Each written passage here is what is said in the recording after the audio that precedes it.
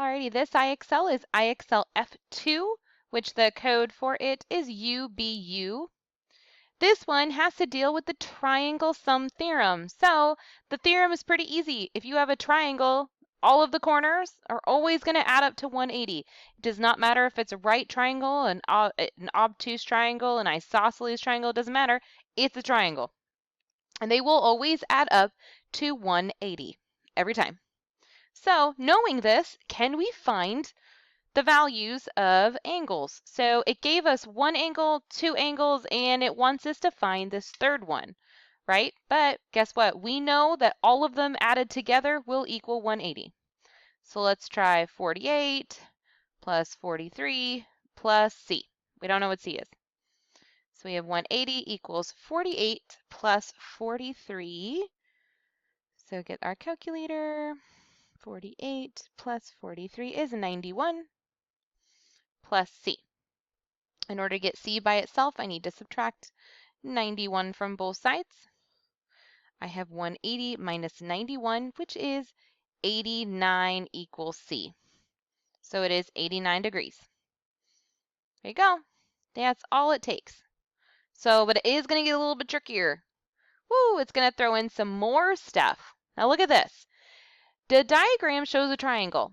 Perfect. We know it equals 180. What is the value of x?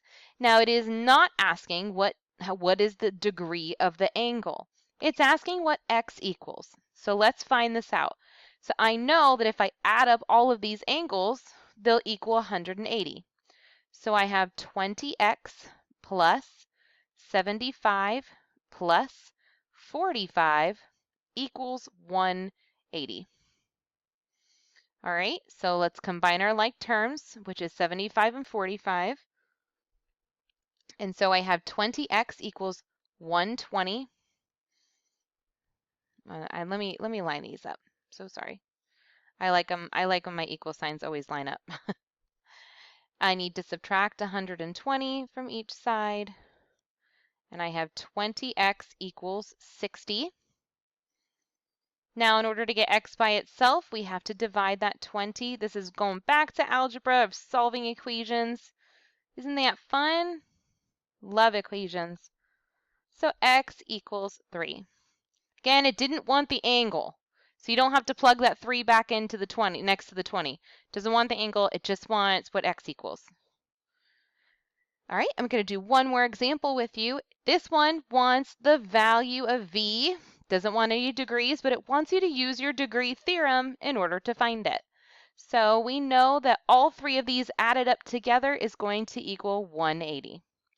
So let's add them together. So we have v plus 12 plus v plus 3 plus 3v. I added them all together. So we're going to go ahead and solve.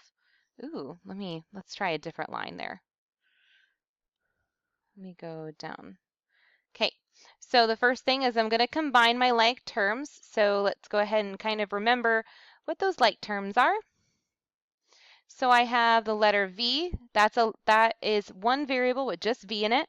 I'm going to go down the line to see if there's any more that just have a v. This one and this one. Perfect. Those three are like terms. The other one we're going to do is these numbers. They are like terms as well. They don't have any variables attached to them. So let's combine the blue squares. V, which is the number 1 in front of them. We have 1, 2, plus 3. This is 5v. So again, going back to our variable or how we add variables, we just add the number in front of them and keep the same letter. 12 plus 3 is 15. Okay, so now we're going to go ahead and try to get v by itself. So we need to subtract 15. Oh, a little crazy at my subtraction here. Subtract 15 from both sides. 5v